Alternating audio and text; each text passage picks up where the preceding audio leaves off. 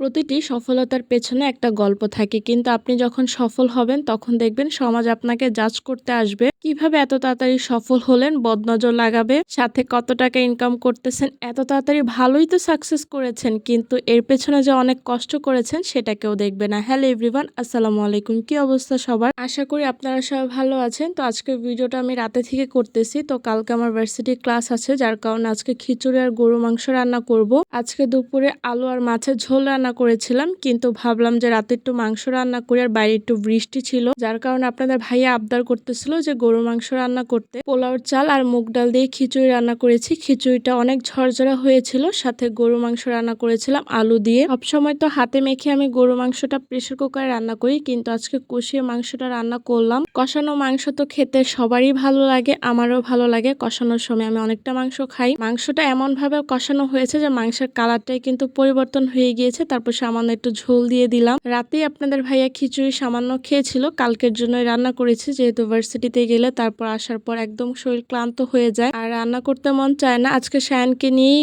ক্যাম্পাসে যেতে চেয়েছিলাম, কিন্তু বাইরে অনেক বৃষ্টি ছিল। আমাদের বাসার সামনে একদম রোডের সামনে হাঁটু সমান পানি, সাথে এই তো দেখেন রাস্তার কি অবস্থা, মানে 7 সমুদ্র 13 নদের কি পার করে তারপর যাচ্ছি। বিবিএ লাস্ট ইয়ার যে এতটা প্যারা দিবে সেটা আসলে আমি বুঝতেই পারি নাই। কয়দিন পর পর এইটা ওইটা, মানে ট্রাম পেপারের কারণে আমার কতবার যে যেতে হচ্ছে। সকালবেলা সংসারে সব কাজ গুছিয়ে সায়ানকর বাবার কাছে রেখে এসে তারপর আমি বের হয়েছি। বাসায় আবার হেল্পিং হ্যান্ডও নেই, ওনার মেয়ের হচ্ছে এইচএসসি পরীক্ষা চলতেছে, যার কারণে যেদিন পরীক্ষা থাকে সেদিন উনি আসে না। রাস্তায় অনেক জ্যাম ছিল, অনেক জ্যাম। সবকিছু পার করে তারপরেই তো ক্যাম্পাসে চলে আসলাম। এসেছি, কিন্তু তখন ম্যামের ক্লাস নিচ্ছিল না। ম্যামের ক্লাস আরো 2টা ক্লাস পরে, যার কারণে আমার এক্সট্রা আরো 2টা ক্লাস করতে হয়েছে। বিয়ের পর বাচ্চা নিয়ে পড়াশোনাটা আসলে অনেক কষ্ট হয়ে যায়, কিন্তু একজন যদি সাপোর্ট করে অবশ্যই আপনার হেল্প হয়। কিন্তু মানুষ এই সাপোর্টটা দেখেন, আপনাকে কেউ সফল হতে কখনো কেউ সাপোর্ট করবে না, কিন্তু আবার পেছনে কথা বলাও ছাড়বে না। যাই হোক, আমি অনেকদিন পর আজকে ভেলপুরি খেলাম ক্লাস শেষ করার পর। আজকে বাইরে যেহেতু বৃষ্টি ছিল আর বাসার সামনেও হাঁটু সমান পানি ছিল, যার কারণে রিক্সাওয়ালারা, মামারা তো মনে হয় রিক্সা ভাড়া না বিয়ের ঘের ধরেছে, এরকমই মনে হচ্ছিল। 20 টাকার ভাড়া আজকে 80 টাকা 70 টাকা যাচ্ছিল। যাই হোক, কিছু তো আর করার নেই, হাঁটু সমান পানি তো আর পেরিয়ে বাসায় যাওয়া যাবে না। বাসায় এসে ফ্রেশ হয়ে তারপর খিচুড়ি আর মাংসটা গরম করে নিলাম, সাথে ছিল বোম্বাই মরিচ।